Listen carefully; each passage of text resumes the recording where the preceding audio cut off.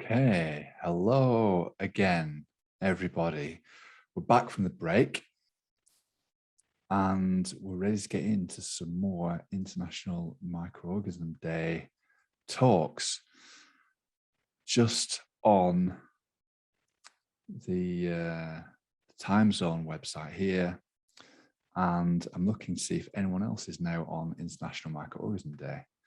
What have we got here? So London, UK went into International Microorganism Day. We've got UTC, and we're waiting for Rio de Janeiro in Brazil. They're still 9 o'clock, so there's still a few hours to go.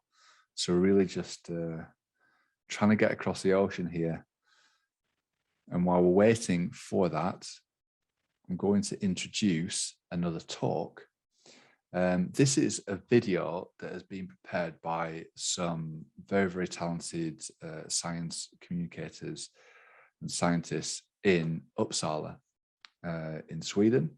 It's called Bacteria and Antibiotics 101, and the presenters are Eva Garmendia and Jenny Jagdmann, and it's been produced by Jimmy Tokmaji. So it's a pre-recorded video, but if you have any comments or questions, you can still write them, still send them to us on social media, any of the social media platforms, or in the comments on YouTube, and either I'll try and answer them, or we'll get back to you with a response from the makers of this video. So without further ado, here we go.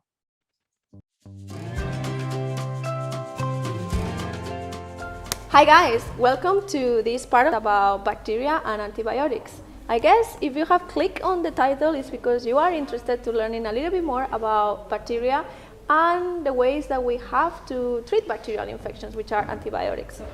So in this video, we are going to give you a run through about our bacterial world, like it says here, about where you can find bacteria, where bacteria are normally living, where do antibiotics actually come from, and also a little bit about the real antibiotics that we can get from the doctor when we actually need them. I think a lot of people haven't always thought about bacteria in the sense of where they are, what they are, all of that. So Eva, can you see bacteria with your bare eyes? I wish, because that would mean I have really good eyesight. No, we cannot see bacteria with our bare eyes, but bacteria are actually everywhere. Yes, they're on all surfaces, pretty much. They're on us, in us, in the ground outside, in the water outside. Microscopes allow us to see the bacteria, the very, very, very, very tiny bacteria, as single organisms. And this is what they look like. Yeah. We have here some photos of bacteria that are actually growing in different parts of the body. The photos that you are looking at right now, they are called micrographs because they are photos taken with microscopes, and they come from 3 different parts of the body.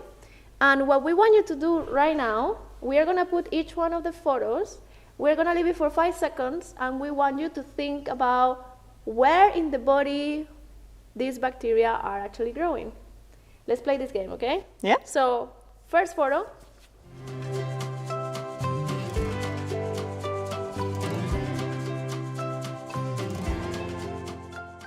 Jenny, do you know where these bacteria are coming from? So this is actually from your mouth. Yes. Or a person's mouth, not yours specifically, of course. Yes, no, my mouth. But what you can see here is actually a quite diverse environment with bacteria. Some are elongated, some are a little bit more like filament, some are pretty round. Then we're gonna do the second picture. So here you're gonna see another micrograph and guess which part of the body these bacteria are from.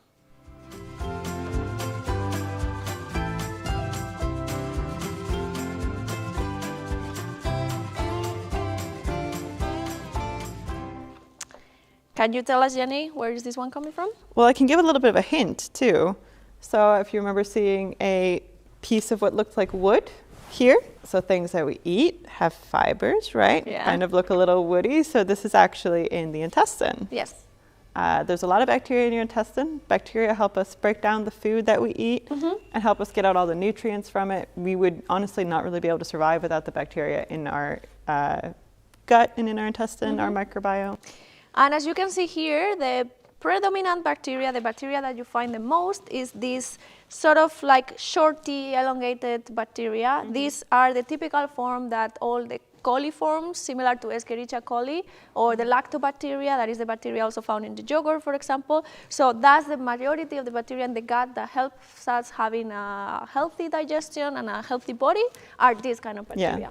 And the last one, but not least, this one, we're gonna see another micrograph and try to guess where this is from, and maybe see if there's any difference with the other photos that you saw before.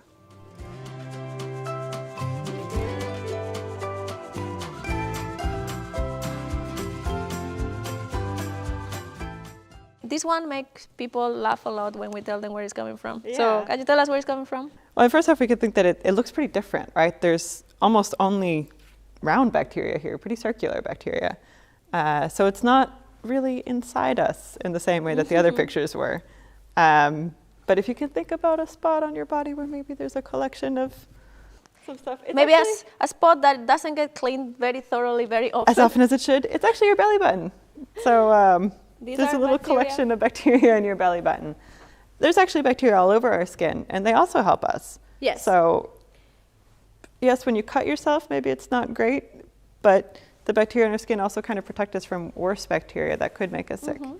Many of these wouldn't make us sick at all. No, actually, the bacteria that is in our skin and in our flora, either inside intestines, it's essential to have a proper immune system. It is so important that now it is considered an essential part of the innate immune system, which is everything that protects us from infections and from external agents like viruses or bacteria that can make us sick.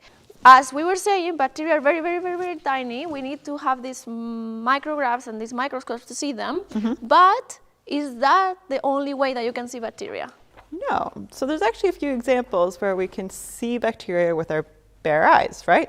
Pretty cool. Yes.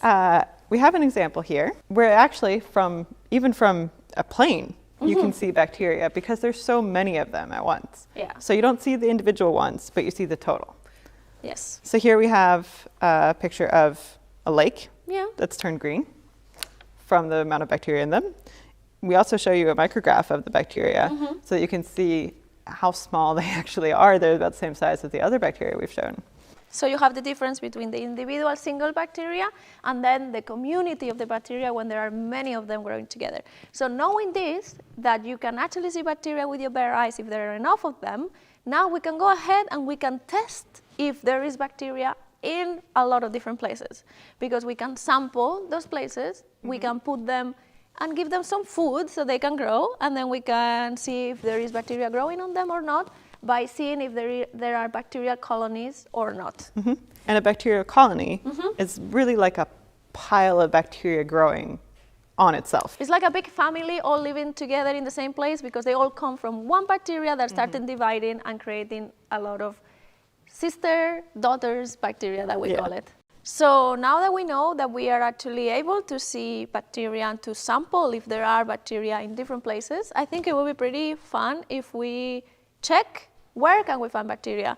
And you actually took some samples, right, from some places? I will see what I got. Yes. We already got some samples, and we're going to get some more in our lab itself.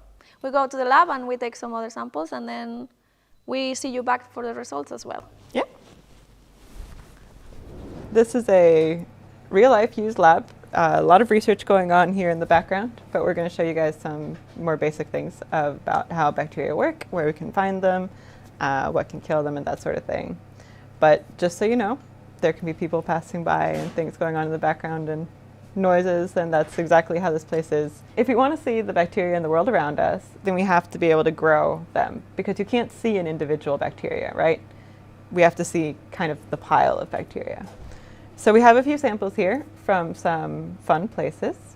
We have a soil sample, and we have a cat poop sample, my own cats. They were a bit skeptical as to why I was stealing their poop. So what we do is plate these samples on agar plates. So these are kind of squishy. They're kind of like jelly. So I'm going to go ahead and use these glass beads to spread the samples on the plates.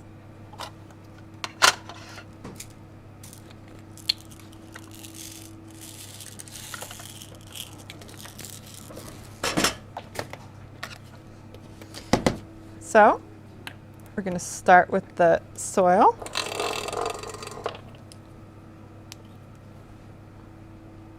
And then we're going to go ahead and plate the soil sample.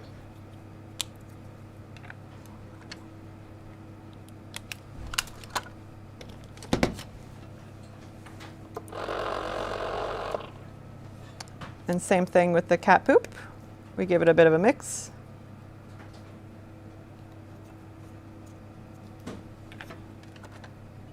And plate. All right, then we shake them.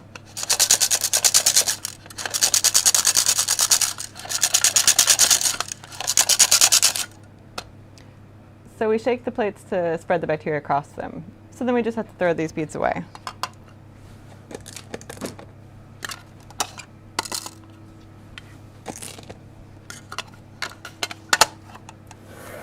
But regular things around us that we touch every day, like keys, for example. Do we think there are bacteria there? It can be fun to find out if I can get my keys off my lanyard. So I'm going to try this one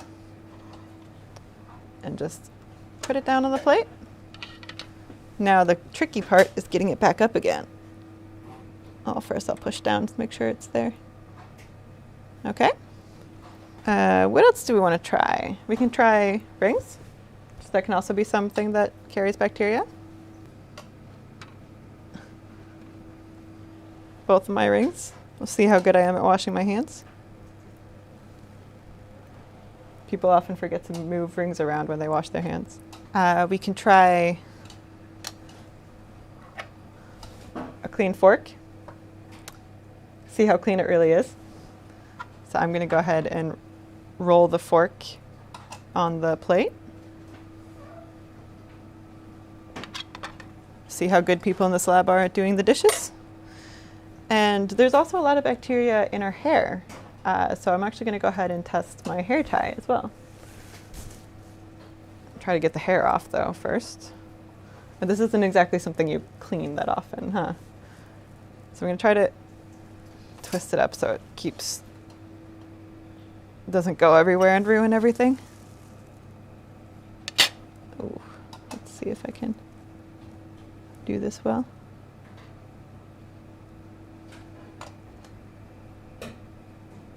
Okay. Here we go. So we looked at a few pictures of bacteria in our bodies, and we kind of want to try also to see, can we visualize this in plates in the same way? So what we're going to do is sample the bacteria in us. Eva, do you want to help me out? Sure. So we're going to start with tongues. Oh. I thought. Okay. Lick the plate. So these are clean plates. We know that. There's no bacteria on them. I'm not condoning people lick stuff randomly. No. But let's go for it. All right. Ready? Yeah. Nice and salty. Okay. So another thing I thought we would test is the ear. Because there's also a lot of hair around and everything. We can see if we see some fun patterns maybe. Cool. So do you want to go first or should I? I can do yours. Okay. You can Jenny get a good here. grip on it. See if you see my earring in bacteria. Chili. And wet. All right, let's see yours.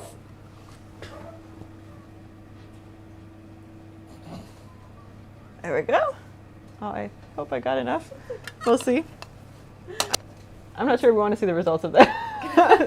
But we're supposed to have bacteria on it, so it's not, we're expecting there to be bacteria on us. Yeah. Another way we can test things is by swabbing a wet cotton swab on something and then rubbing it on the plate and seeing if things grow. So one of the things we're going to test is my phone. Again, phones are disgusting, so I'm not really looking forward to seeing this, but we'll see how it goes. I have my phone here.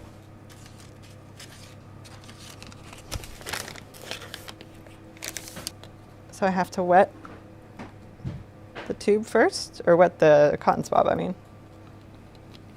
And I'm gonna just go ahead, swab all over the screen. And for good measure, I'm gonna go ahead and swab this side too, which I'm sure I'm worse about cleaning. And then I'm gonna go ahead and spread this on the plate.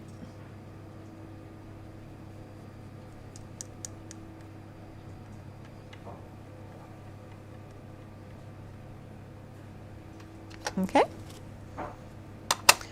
So we're going to do the same thing to some other surfaces around here that theoretically maybe should be cleaned but are touched very often. So we'll see how clean this lab is.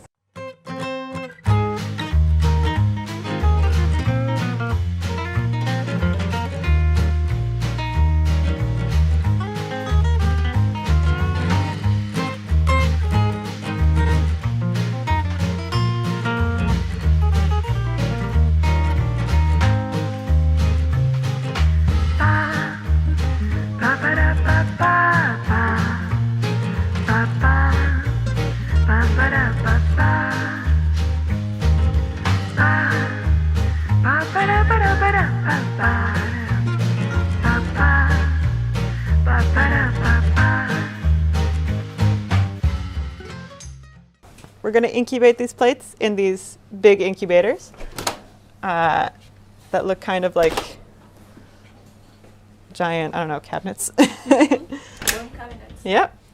Go ahead and put them here. Nice and toasty. So now it's been a few days and we've been able to incubate our plates. We started incubating them at 37 degrees, right?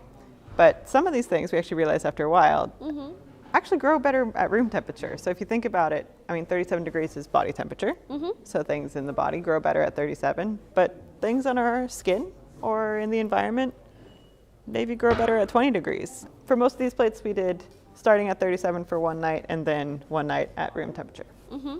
What did you see, Jenny? So we can start with our cat poop plate. Here we see, interestingly enough, my cats seem to only have one species of bacteria that they carry. But there's a lot of it, which is maybe not so surprising. We carry a lot of bacteria in our guts, and they generally, as we said, are good for us, right? We saw in that micrograph the majority of the bacteria that we have in our guts tend to be like coliforms or lactobacteria that have similar shapes in the bacteria themselves, and also perhaps they make similar colony looking. So that's why it looks like it's almost all the same bacteria. It might be there are different species, but of course just looking at the colonies we cannot really tell. Yeah, but we see a very different result when we look at the soil sample that we have. So here we see lots of different kinds of bacteria, and they all have kind of different shapes, the colonies too. So more different colors, different shapes, different styles. Different sizes. Different sizes, yeah. Some things grew much better than others. And this is because in the soil, generally, there is a lot of different things, especially if you have a like soil from a household where it's going to be more in contact with humans. It might also and have cats. And cats, of course. Case. It might have some bacteria that are related to the human flora. Then, of course, you are going to have not only bacteria, you are going to have other microorganisms, like could be some fungi, some molds. And actually, we can see here in the plate really well how we have a lot of different colonies. And I suspect that those bigger colonies that we have over here, those might be perhaps the fungi type of... They kind of have fingers coming from the colonies. Which could be like the hyphae from the fungi in the soil itself. But it's hard to know what these are. So that's important to keep in mind when you're growing bacteria from an unknown sample, from especially soil, especially feces. You got to be very careful with it because you're growing large amounts of unknown bacteria. You have to treat them as worst case dangerous bacteria. That's why we are not opening these plates right now. These we are extra careful with. Some other things that are things that us humans maybe touch more often. So we can start with our the plate that we did random stuff on, kind of. So here we have, if you remember, we put my rings. Yeah, we put your rings. My keys. And your rings were? My rings were up here. In this area here. And then the keys were here. Unfortunately, the plate got dropped later, so there's a crack in it, but that's not from anything we put on it. This is the fork. You can kind of maybe see the shape of the shape of the three, fork. 1, 2, 3. The prongs that was a clean fork, remember? Supposedly. And then you see the coil for my hair tie here. This is the most striking one, and the one that you can see the shape of the thing Exactly. we sampled the most. Yeah. You can see perfectly that everything that tie touched, there is a colony growing. Yeah, and some different colors here. There's a lot of diversity in how these colonies can look. So then we also have a plate with my daughter's hands and feet. This is a slightly concerning plate as a parent, but remember, this is actually totally normal. Yeah. So the top of the plate here, you see my daughter's hand. So she kind of dug her hand into the agar of the plate. So the agar is the jelly stuff. The food for the food for the bacteria. bacteria, yeah. So you can see that she kind of dug her hand all the way through there. And there was bacteria in pretty much every single finger. You can kind of see the forms of her fingers there. And down here at the bottom, you can see kind of her foot. So this is the pad of her foot with her toes, and this is the heel. I really like that you can almost see the shape of the toe. It's Yeah. so cute. It is quite nice. Yes. Most people take, like plasters of their kids' feet, and I take Bacterial samples. But yeah, so That not means, totally newly washed kid, but a relatively clean kid. I mean, kids normally have their hands in their mouth all the time, Yeah. and mouth is a place where you have a lot of different bacteria and a lot But of I also it, wouldn't so- expect anything different from us No. humans, us adults. It's just, in this case, her feet and hands fit better on a plate than ours do. Exactly, yeah. But we did take some samples from us, remember? Yes, we did try to see if we have a lot of bacteria on us or not. So And let's what start kind? Let's start with our ears. Yes. We actually have quite different samples here. Mm-hmm. Let's start with Eva's. So Eva actually didn't have a lot of bacteria in her ears, or maybe I also didn't push hard enough. So a lot of this comes down to sampling technique also, if everybody does it the same way. Mm-hmm. But you see that there's a little bit there as well. Some yellow bacteria, some white bacteria, which are typical skin bacteria that Yeah. we can find. And also, I mean, if you get hair touching as well, it's usually the same kind of bacteria in hair. Mine has a little bit of a crack in it as well, but it's quite a bit more and a little bit more diverse. Yeah. You do see actually a little bit of these red-orange colonies here Yeah, as well. this is something that Gonna follows come you. back a little bit, yeah. But a little bit more bacteria on mine. Then we also did our tongues, and this is pretty interesting. I don't even know if you're going to be able to see too much of Eva's, but Eva had an incredibly clean tongue. There is a little bit of a background growth, very, very small colonies. I would suspect that those are very slow growing because Yeah. you have them 2 nights incubating.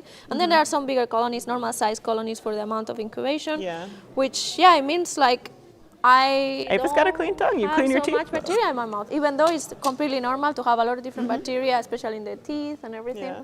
So I have a bit more. You can see mine as well here. You see this background again, the kind of slow-growing bacteria growing in the background, but I do have more of the bigger bacteria there as well. But we did take some swab samples too, which I find really interesting. So usually we don't really do this when we do these samples because it's not so interesting to show somebody this is what we swabbed. It's nicer to see like the form. But now you just saw where we actually Yeah. took the samples from, and get now to we have show the all of it. results here. So we can start with, this was actually my phone. So you see these kind of the red and the yellow bacteria coming back. And again, here we see quite a big diversity. Yes. And I have to say, usually I sanitize my phone because I work in a lab. So I can get bacteria on my phone. So I sanitize it regularly. Here I intentionally didn't sanitize it for only, I think, 3 days. So this was 3 days of stuff from a phone. Phones are pretty gross when you think about it. This was our lab's coffee machine. And this is actually super interesting. Yeah. Because We have a clear mold. obviously the coffee machine gets cleaned by itself with this automatic system, but the surrounding areas not so much, and it's an area Yeah. that it's generally very humid all the time. And this is the only sample that we actually got this clear mold growing. Yeah, in a it. very obvious mold. So this is the typical mold that you can find, in bread probably. I was going to say, this is probably what most people are used to seeing. Yes. Yeah. Yes. So this very distinctive from the specific environment we took the sample, and also some sort of bacteria, but not so many. So it wasn't No, that not as bad as I thought it Yeah, could be. exactly. However, our lab computer's keyboard, the computer keyboard, Also, I mean, a lot of skin bacteria, what we saw before. Yeah, the typical yellow bacteria that you might get in this skin or like skin samples or things that skin has touched, they tend to be Staphylococcus aureus bacteria. That's or where other the names come from, Staphylococcus. or other Staphylococcus. What I think is interesting is if you get your plate from your phone. Yes. And put it next to it because, of course, the phone plate is sampling the skin flora. If you see, this would be the flora that is associated with Jenny in particular because it's her phone.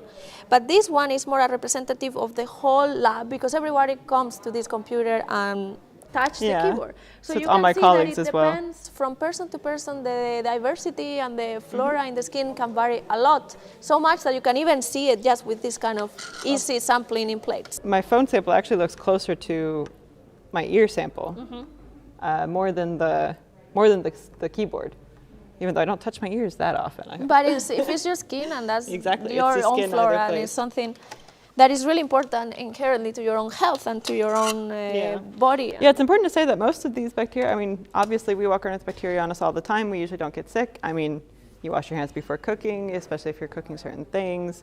And especially right now in these times, we wash our hands maybe a lot more often. But I mean, this is normal and this is natural and not unhealthy. Yeah. However, this is the place that you want to have a bit clean. This was the toilet seat that we sampled. And it is quite clean. Pretty clean, yes. Which is not that surprising when you think about it. I mean, you clean your toilet more often than you maybe clean your phone. On your keyboard, obviously, as I see. So, so that's comforting. Yeah, it is indeed. And a door handle is also pretty clean. Not too much going there. That's also kind of, I mean, it's something that you touch, but it's something that gets cleaned often. And cleaned. It's part of the routinary cleaning, you know, like when you clean surfaces, you always clean doorknobs, but you don't clean perhaps phones so often. No. That's what we've seen on these environmental plates that we've taken. We see a bit of diversity, and like we said, some expected, some unexpected things, and I hope you guys learned a lot from that. Yeah, I hope you liked seeing these different colonies and the plates. I think they're pretty exciting, and they teach us a lot. We can actually understand a lot of the things that are around us. That we can't really see, usually. Yeah, really cool. So now that we've seen where bacteria can be, and we've seen that even on clean objects that we know are safe, they can be pretty much everywhere, right? And a lot of them, especially on us, in us, everything like that. So we know that bacteria around us aren't necessarily bad, right? We're not sick all the time. No. Things are pretty good. And the majority of the bacteria are actually either harmless or beneficial. Exactly, yeah.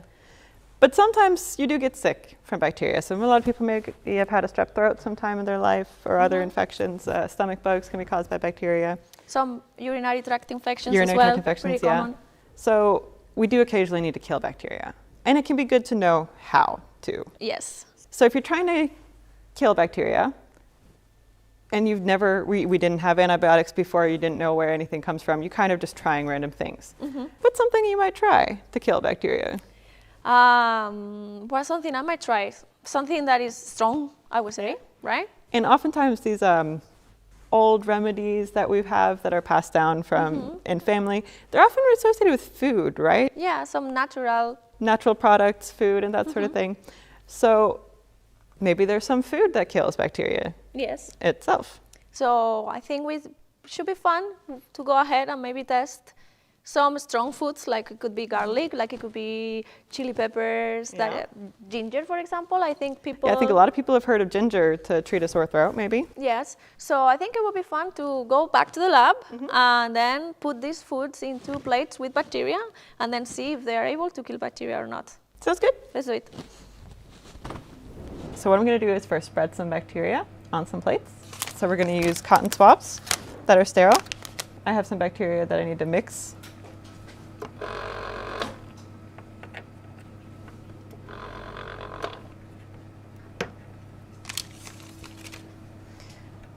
Then I just dip the swab in the mix and spread it on the plate.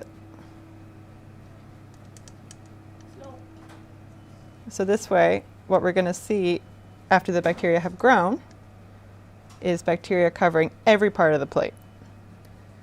Which means when we put something on the plate, on top of the bacteria, we can see where they don't grow, see if they die.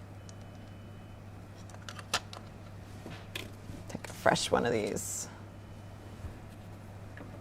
So this is just regular lab bacteria. They're very, very safe. I usually tell people that you can theoretically drink a glass of this and nothing will happen to you bad. So then I have some foods that we want to try. We're going to start with ginger. So I'm going to try to scoop up some of this ginger, get some of the nice juicy gingerness of it to put on the plate. This is easier said than done. Try to spread some of this stuff out.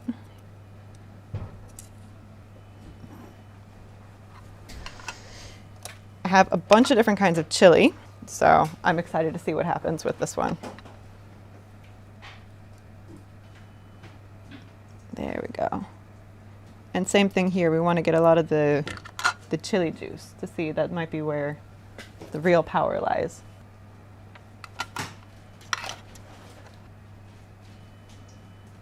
Like that. And then the habanero. Smells pretty strong in here now, huh? Okay, so we've got a nice colorful chili plate. Historically, one of the places where we've found natural antibiotics is actually in molds. So think, moldy bread, moldy vegetables, moldy fruits. We're not sure about this one. I've never tried this one personally, but I found a moldy kiwi, so I'm going to see if this one works.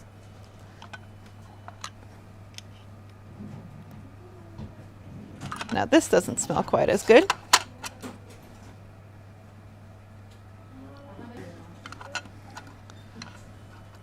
I think one's enough. We have some garlic. Smells really strong. Maybe it'll work. We'll see. In this case, I want to get some of the nice garlic juice up as well. Oh, that's a strong smell. Okay. And we all know lemon is sour, so the idea might be that this might also kill bacteria. I have a slice of lemon. I'm just going to put that straight on the plate, and we're going to see if this has any effect on the bacteria. Press out a little bit of the juice from it, so we see if it works. There we go. After having incubated the plates that contain simple lab bacteria with some foods that we want to check if they actually can kill bacteria or not, let's start with one that, of course, a lot of people think that might kill bacteria, and because it's quite strong, because it repulses a lot of people also, like how strong it is. And bacteria seem to not like it at all. No. And this is the garlic sample. As you guys can see here, there is a pretty intense zone of inhibition. So the way that we are checking these plates is everything that you see cloudy like this is the bacteria that we put in the sample. It was of course transparent when we were actually sampling it because it was really small, but after one night growing, it becomes like this. In the middle we put the food that we want to test, and what we see is that there is no bacteria growing at all for a really big area around the food in itself. This means that whatever substance was in the garlic diffused through the agar, and then the bacteria was like, nope, when this thing is here, I don't want to grow. Not interested. Not interested in growing, or even cleaning it actively. It depends. We cannot really say which one of the two options it is.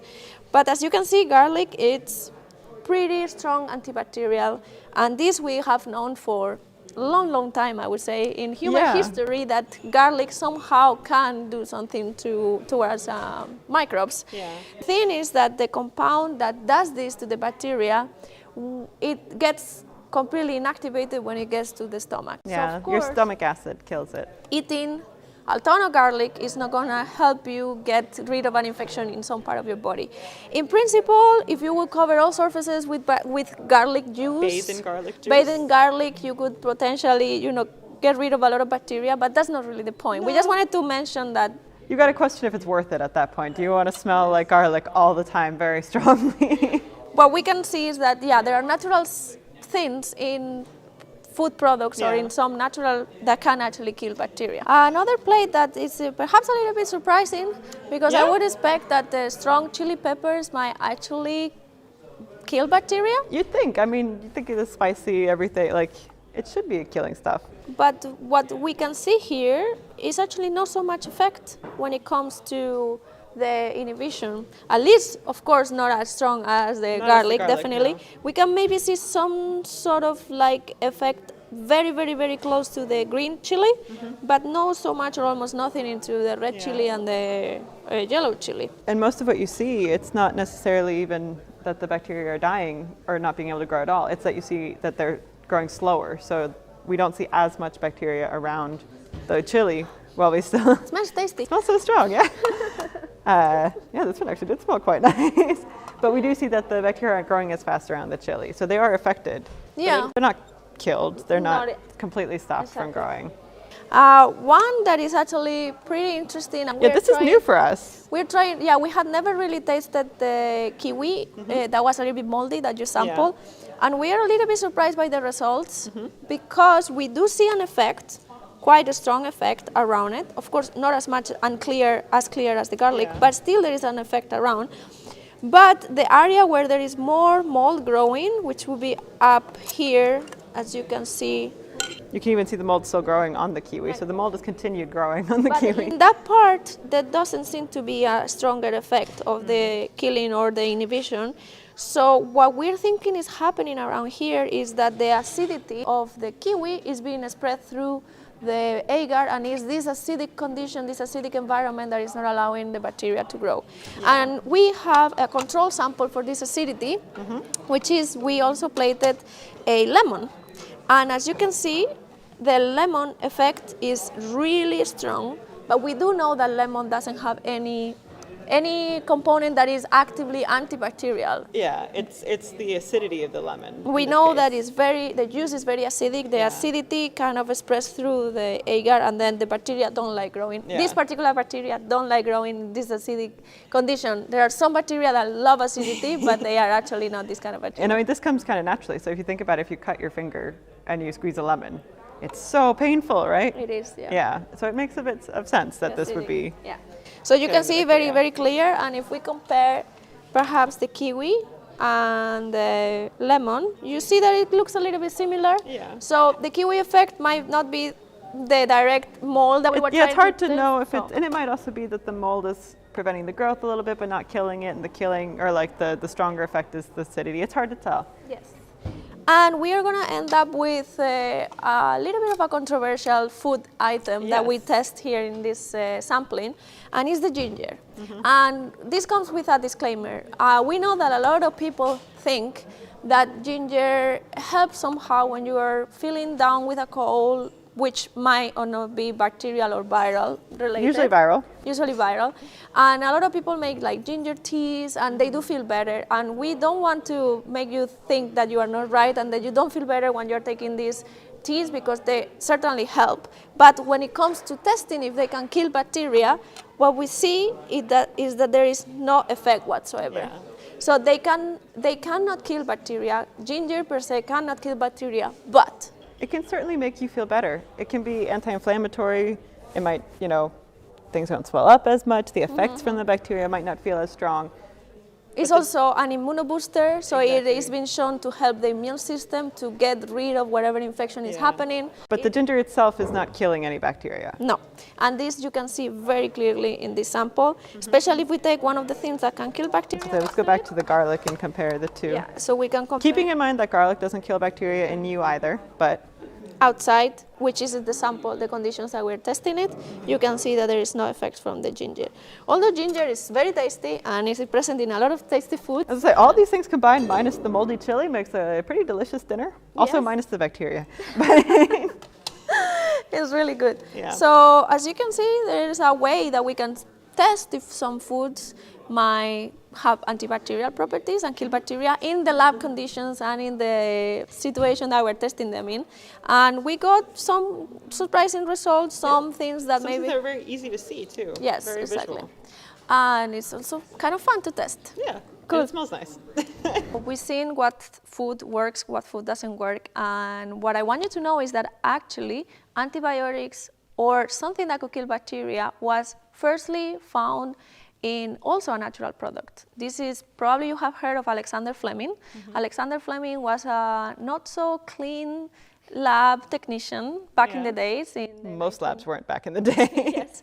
So he had some plates of the kind that you have seen in the video thus far. And he had some plates, he went on to holidays, and when he came back, he saw that some of the plates had grown so old that they had mold growing in them.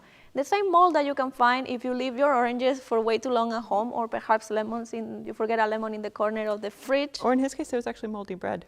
Or moldy bread as well, yeah. There's different kind of molds that grow on foods. And what he noticed, he was smart enough to notice that around the mold growing in these plates, the bacteria that was supposed to be there, because he was working with bacteria, it was completely gone. And he was like, maybe this has something that can actually kill bacteria. And this antibiotic is the one that we know as penicillin, because it actually comes from the mold penicillium. And actually, I mean, in Sweden, a lot of people use the phrase penicillin and antibiotic interchangeably. They call all antibiotics penicillin. Interesting. Because this is the first and often a still commonly used one, not exactly the same, but a derivative of that one is still commonly used. And talking about derivatives, we have seen that some food actually have compounds that can kill bacteria. But if we get sick and we go to the doctor and the doctor really recommends that we have to take antibiotics, it's not enough with just eating a lot of this food that might have some antibiotic properties. You can't bathe in garlic, can you? Or I wouldn't suggest it. Something might kill bacteria in a dish, but is it ever going to work in us? It has to be functional. It has to get to the right spot. It gets pretty complicated pretty fast. So what we actually give patients who are sick is what's called antibiotics. Yes. That are often maybe from a natural source, but they're produced not naturally. You don't give them the food itself. Because you need to have the right concentration, and you also need to make the antibiotic be able to get to the place of the infection.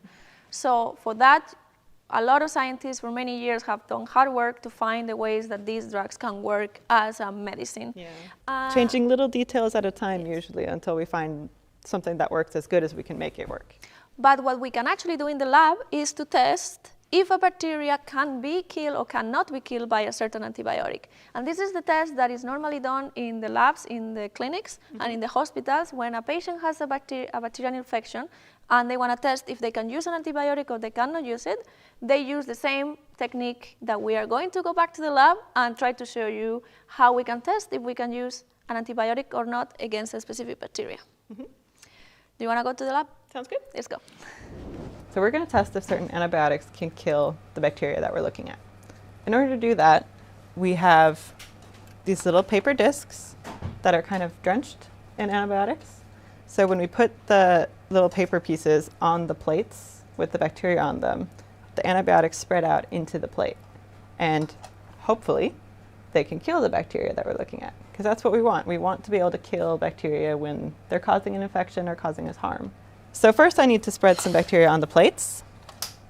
I have 2 different kinds of bacteria that I'm going to spread. And I'm going to do this the same way I did before. So these are really 2 very similar bacteria strains, but one of them has gained some genes. So we can see if those genes impact whether or not the antibiotics are able to work against the bacteria. So then I'm going to try to put these discs on the plate. Sometimes it gets a little bit messy, so we'll see how nicely this looks, but I have 3 different kinds of antibiotic discs here, and I want to get one of each on the plates. I use this little needle to help me. And just kind of poke it on. There's one of those.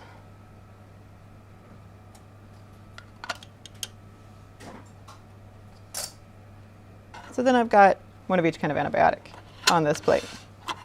Do the same for the other plate. Okay. So then after the bacteria have grown, or not grown close to the antibiotic disc, we should be able to see how well that antibiotic works against the bacteria. If you remember, what we did was to plate different bacteria that we know are more sensitive to some antibiotics than others, and we put also different antibiotics so we can test different antibiotics at the same time. So here what you can see is that this particular bacteria that we put in this plate has 3 different antibiotics, and there is a big zone of inhibition around 2 of those antibiotics, but there is no inhibition at all around this 3rd antibiotic. That means the bacteria here doesn't really mind whatever antibiotic was in this disc, whereas the antibiotics that are in these two discs are effective. They work against this particular bacteria. Here, a lot of inhibition, here, a lot of inhibition. We don't really make differences, or we don't make assessment in how big these circles are so far. It's just that we see they work. This bacteria is sensitive to these particular two antibiotics. On the other side, when we have this other plate, what we can see is that this one is sensitive to only one of the antibiotics, whereas it's resistant to the other two antibiotics. If we put them next to each other, we can see is that both bacteria are sensitive to this particular antibiotic here, but this bacteria has become resistant to this antibiotic because here you have the zone of inhibition, here this antibiotic is working, but here it's completely overgrown with bacteria around it, so it has become resistant to this particular antibiotic. And it's worth keeping in mind, these are actually very, very, very similar bacteria. It's the same species, or the same strain even, that's just gotten a few extra genes through something called a plasmid. So it's by that way become resistant to the antibiotic. Yeah, so we can actually see these two bacteria are related, they're very similar, but something has happened that now it makes it able to grow with the presence of this particular antibiotic, where before it would be completely killed. And this is what is called the acquisition of antibiotic resistance, in particular through maybe horizontal gene transfer, which is the transfer of these particular plasmids, which are extra material outside of the normal DNA of the bacteria. They acquire something, and then they have like a superpower, like a little bit like this one, gets like a super cape. It acquires a resistance to a specific antibiotic. Yeah, which is what happened in this case. It's the addition of new genes. So now we've seen how this ability of antibiotics to kill bacteria can be seen in the lab. We use these little discs, and we can measure the diameter of the zone that's clear, the zone of inhibition, as we call it. But the reason why these antibiotics maybe don't work against the bacteria can differ a lot. So some bacteria, just by how they are, I mean, they're the way they are naturally, the antibiotics won't work against that specific kind of bacteria. So like if we look at this bacteria behind Eva here, it has a pretty thick wall here, right? And depending on how this wall is built, maybe the antibiotics just can't pass it.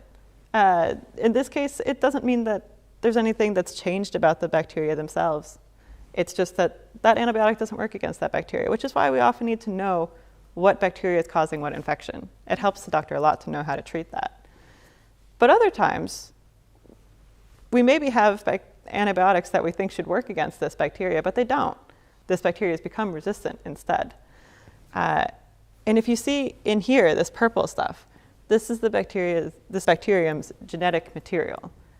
And bacteria can actually develop the ability to resist antibiotics. They maybe break them down sometimes.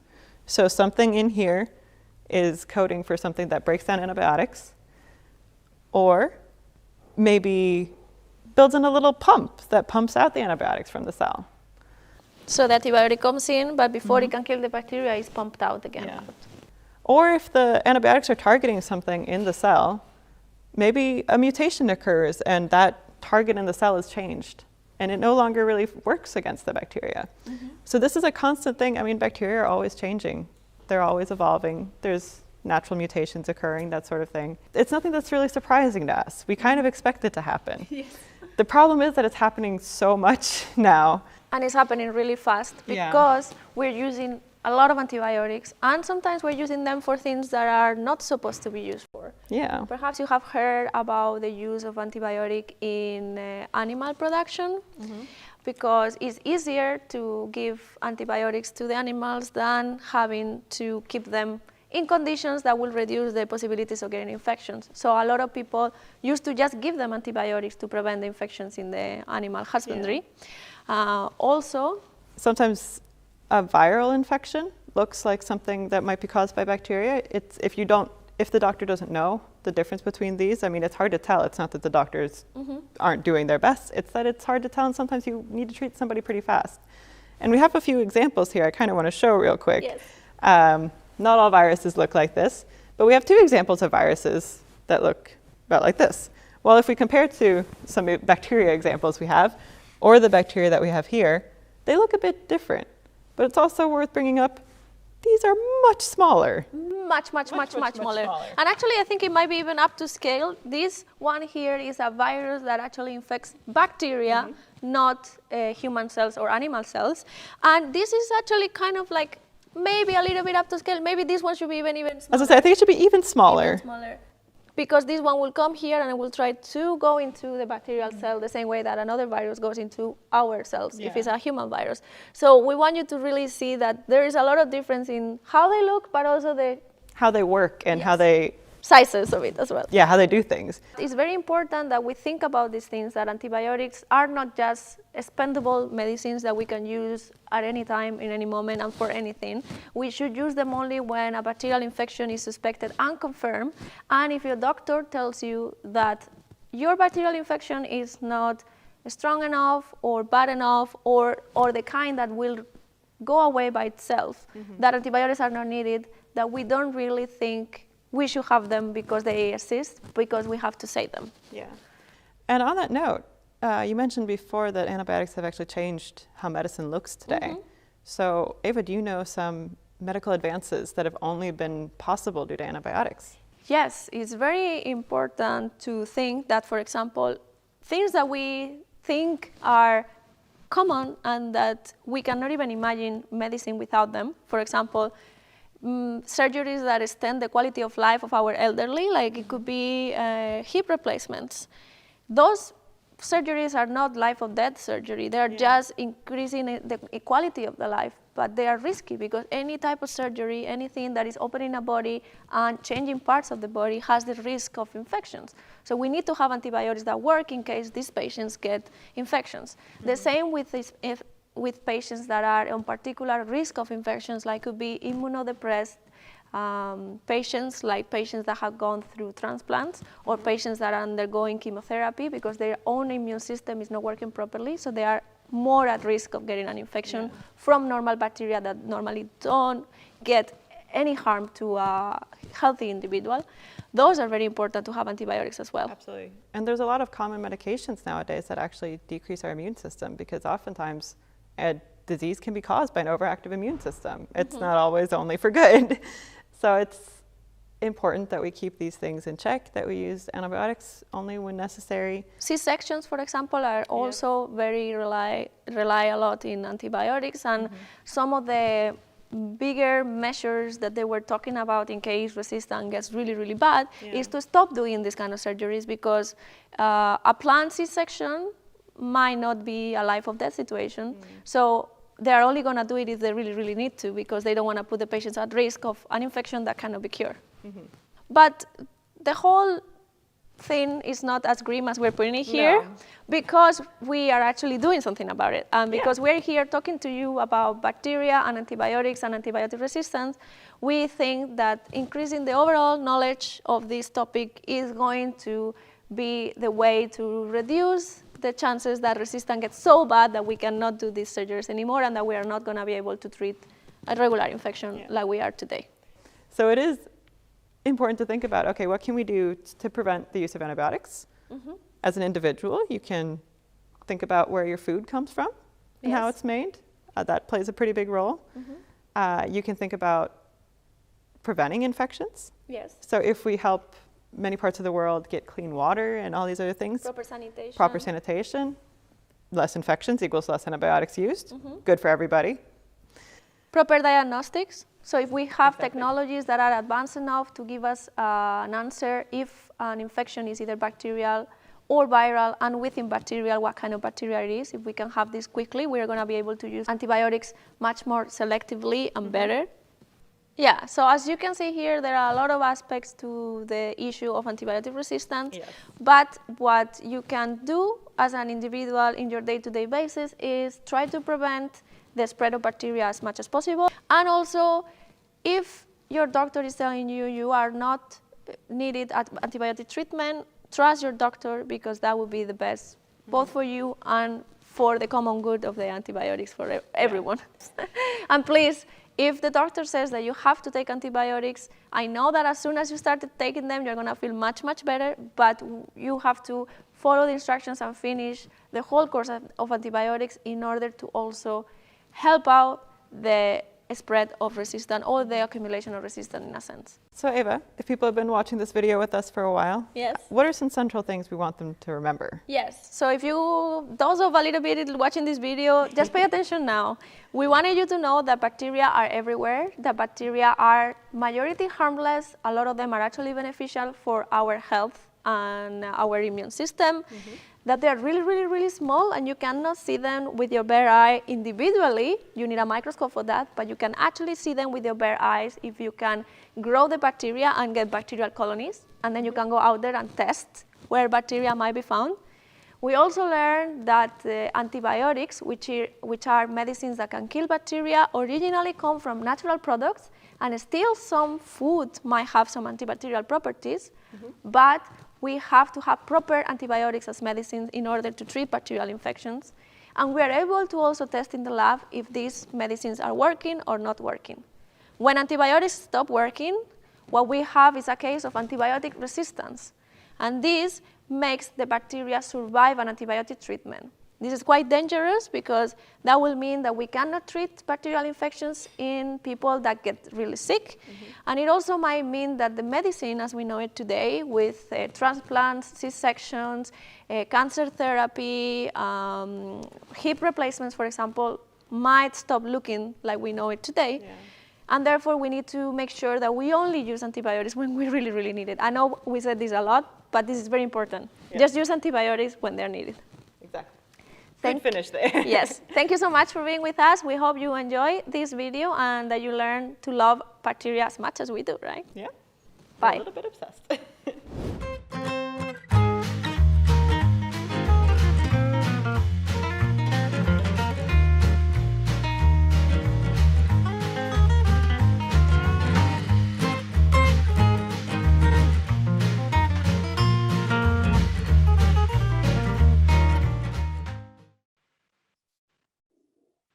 Okay, so thank you very much to Eva and Jenny for that pre-recorded video and such a nice example of how to look at antimicrobial resistance and how to demonstrate it and how to demonstrate how natural products can actually produce, can kill microorganisms, and how antibiotic resistance has become so prevalent and what we can do about it.